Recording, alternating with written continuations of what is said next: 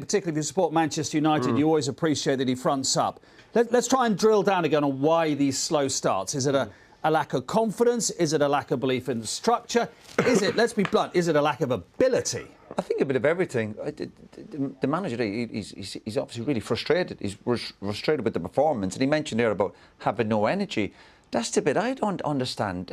Whatever about the tactics and players trying to settle in and lack of confidence and lack of goal. But you've got to play with energy.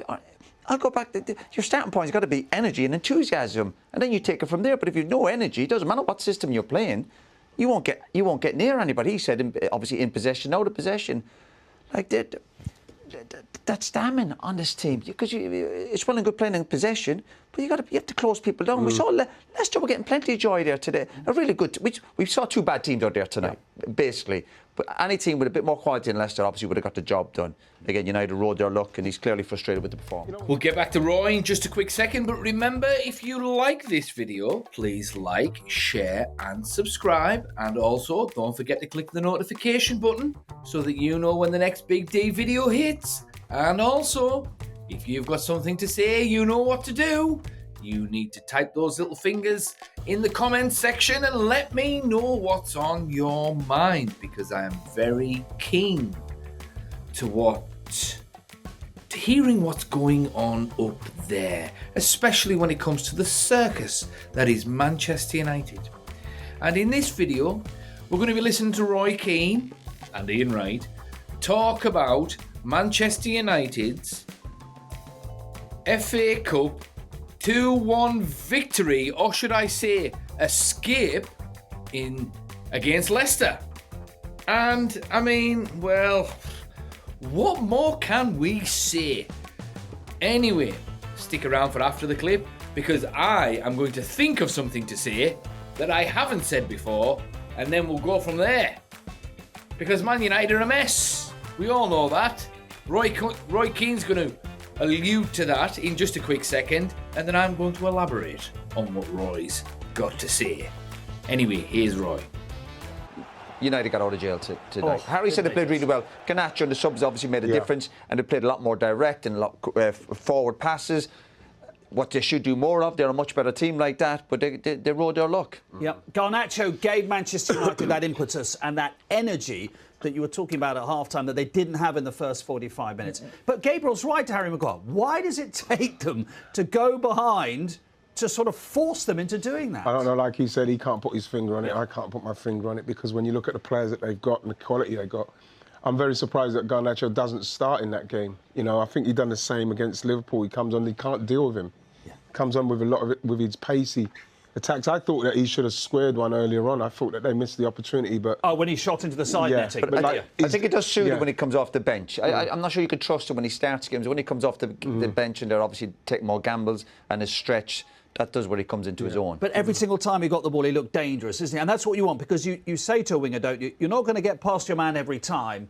But you keep doing it, you're going to get past They obviously put Leicester on the back foot, and obviously they're tired, the subs came on and they lost a bit of physicality, and that's what Garnacho does. You want to put defenders on the back foot, you want to test them. In the first half they were coming inside, playing sideways and backwards, but they tested them and they got their rewards. It's the ball over the top, Mark, all the time. Just like Bruno's getting it, he's just feeding it over it all the time. In the end, the right back, James, he's tired because he's worn out with it, and he's just taking him on.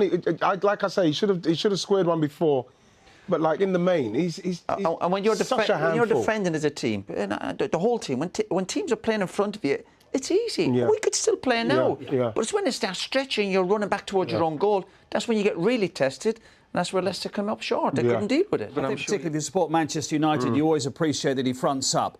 Let's try and drill down again on why these slow starts. Is it a lack of confidence? Is it a lack of belief in the structure? Is it, let's be blunt, is it a lack of ability? I think a bit of everything. The manager, he's obviously really frustrated. He's frustrated with the performance, and he mentioned there about having no energy. That's the bit I don't understand. Whatever about the tactics and players trying to settle in and lack of confidence and lack of goal, but you've got to play with energy. I'll go back. Your starting point's got to be energy and enthusiasm, and then you take it from there. But if you've no energy, it doesn't matter what system you're playing, you won't get near anybody. He said, obviously in possession, out of possession, like that. that's damning on this team, because it's well and good playing in possession, but you have to close people down. We saw Leicester were getting plenty of joy there today. A really good. We saw two bad teams out there tonight, basically. But any team with a bit more quality than Leicester obviously would have got the job done. Again, United rode their luck, and he's clearly frustrated with the performance. You know, when you look at the way he wants to play with the 3-4-3, a lot of work has got to be from the fullbacks. I thought in the first half, with the youngster Dorgu, and then you got Dalot both on the other sides. The fact is that when you've got those players and they want to come inside and then congested that, then you haven't got the movement in there. You haven't got the player in there who's going to come in, link the play, for maybe the wingers to get in, or from someone else to run from deep. It just feels so disconnected in what they're doing. It's not. There's no movement up there. And you know what, Riley? You don't see a team. No, you give them credit tonight because they obviously got a result. But you don't see a team that's going forward. You go, listen, I see the progress. It's not great, but the signs are good. They look like it's a moments team still. It's been a moments team. Whoever the manager is. And there's still nowhere near enough good moments. No. They look like a bunch of strangers. Because it's clearly offside. It's tough enough as it is, and we saw his team, especially once they got in the final third. There wasn't much they could do in respect to breaking down Man United. But when you look at how far offside he is, you know, that does not need VAR. The linesman's right in line with it. The linesman's on the second end of football behind. Come on, you know, he's right to say that it's not Fergie time. It is. It's offside time. Shocking decision. It's a really poor decision from him because, again, we've got to do it. That impacts him. That will impact his managerial career and what's going on, because it's another game that goes down as a loss. Sometimes they criticise the big clubs getting the decisions for him, and that's a great example of it. You know, that was such a bad decision. They lost 8 in the last 9 in the league, and now they've lost tonight. You know, a minute away from extra time where anything could happen. And that would have been a really good confidence booster for them, just to get that result for them to go again. And now they've lost that, so they've got to lift themselves again because of an we talk about the officials. The luck, and the United needing some luck, but you got to get them big decisions right, and that's a shocking mistake. It's slightly ironic, isn't it, with all the talk about VAR and how much people do or don't like VAR, and I think a lot don't like VAR. I take your point entirely. It should have had nothing to do with VAR, but we haven't got it this evening until the 5th round, and that goes and happens. It is slightly ironic. But you look at that. That seems blatantly obvious for him to see, even if there's no VAR. That's his job to see down there. I don't know what he's waiting. Did he think it was there, and he's think, this will get sorted out by VAR? He obviously knew VAR's not there. He's got to do his job there. Got to get the big calls right.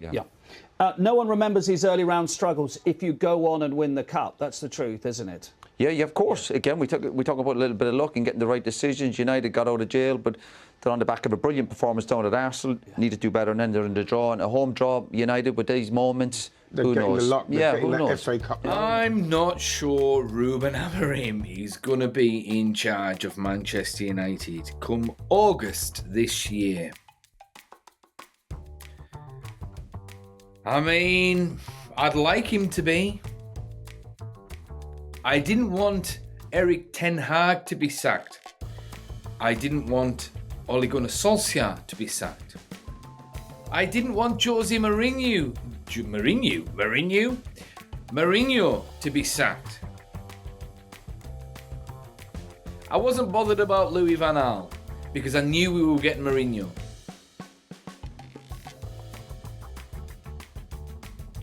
I wasn't bothered about David Moyes because I thought he was rubbish. But I am sick to death of the manager merry-go-round.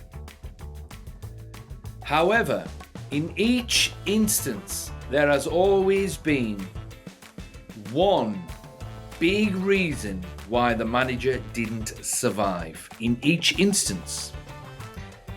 David Moyes walked into Manchester United thinking he could add something. That was his big mistake. He should have walked into Manchester United, cap in hand, and just let everyone get on with it and learn from them, and then slowly change it over time if he felt as though he needed to because they were getting beat. That's all he needed to do. Just turn up. Keep René Meulenstein and Mick Phelan in charge. Well, running things anyway, and then just learn the club. Get to know everyone. It would at least bought him some time. I bet he would have finished top 4. He'd have got a second season and a couple of players in the summer. But he didn't do that. He came in, tried to take on too much, thought he could add something, and he couldn't, and he got sacked. Bye-bye. Anyway, Louis van Gaal's big mistake was he sold everybody. People talk about Di Maria being a bad signing for Man United. He actually wasn't. Look at his stats. He got quite a few assists. He played well enough to get Manchester United over the line over the course of the league season so that they finished top 4. He was actually quite good. So Louis van Gaal selling everyone actually cost him his job. Because, did we finish 4th under Van Gaal in his first full season?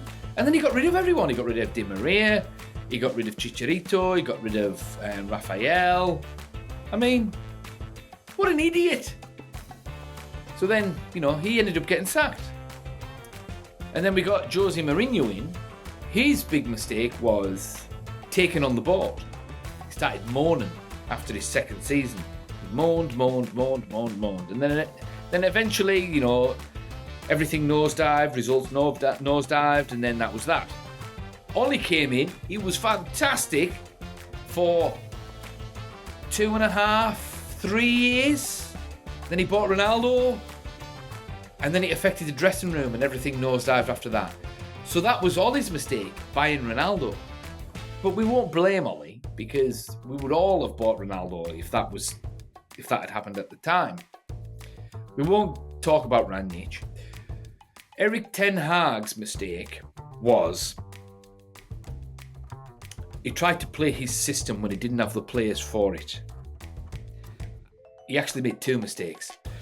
That was the first one, and secondly, he relied too much on Marcus Rashford. In that system, if he just swallowed his pride and just created a system that got the best out of the players that he had available and slowly changed it, then he might still be in the job. But he didn't do that, and results nosedived, and he got the sack. Same thing's happening with Amorim. These continental coaches are coming into English football. They're trying these fancy pants tactics when they don't have the players, or at the very least, the players aren't given enough opportunity to get used to said tactics. And then results are nosediving because it's no mistake. It's ironic. We're playing against Leicester tonight, or we played against them. Ruud van Nistelrooy is their manager, and he coached this very same team that Ruben Amorim has got, and in 4 games he won 3, convincingly scoring lots of goals, and then all of a sudden we can't score goals. So the point I'm making is stick with Amorim. If we're going to be crap for another 12 months, fine. At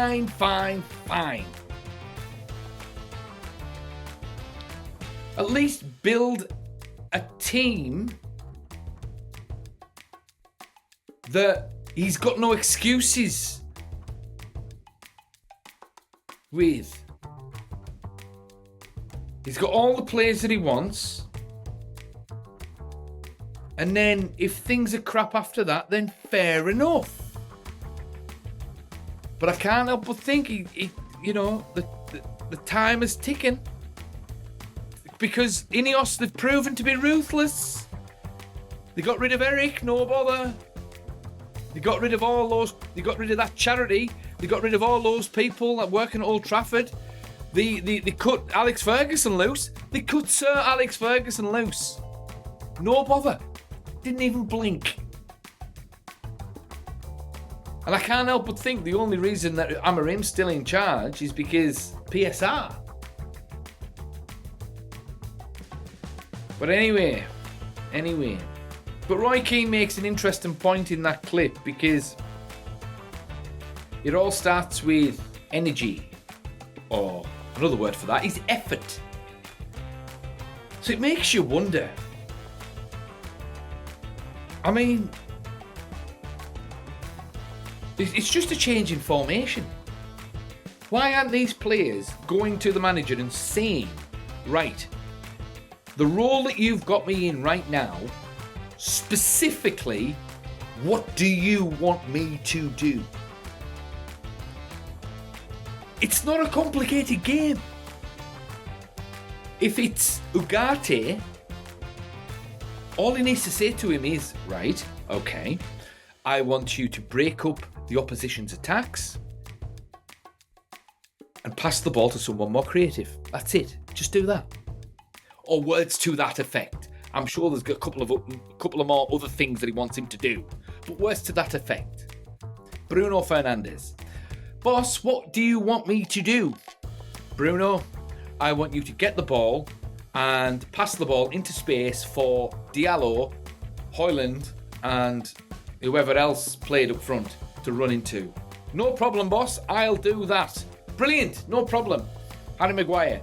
Boss, what do you want me to do? I want you to header the ball and defend. That's it. That's what Brian Clough used to do. Brian Clough was one of the greatest football managers of all time. Not just in England, but of all time. And he kept it simple. Football is a simple game. It's 11 men against another 11 men trying to put the ball into the back of the opposition net whilst at the same time keeping the ball out of their own. How is that brain surgery? It's not.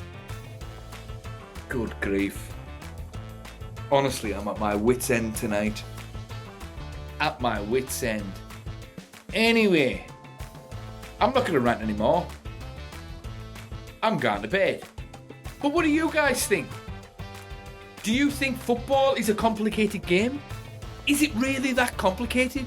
Why can't these players adapt to Ruben Amorim's system?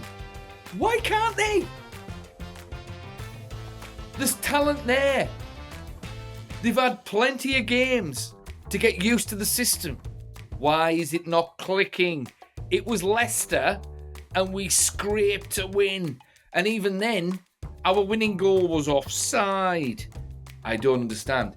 Maybe you viewers can illuminate me. And if you can, please put it in the comments. You'd be doing me a massive favour. Honestly. Anyway, the Big D's rant is over. That's 2 rants in a row tonight. Oh, I need to get back to musing because this isn't good for my nerves. But anyway, if you've reached this far in the video, I really appreciate your attention. You're clearly interested in what the Big D's got to say. If that's the case, thank you. I appreciate you. And the Big D wants to know what you've got to say. So please put it in the comments and I will see you in the next one.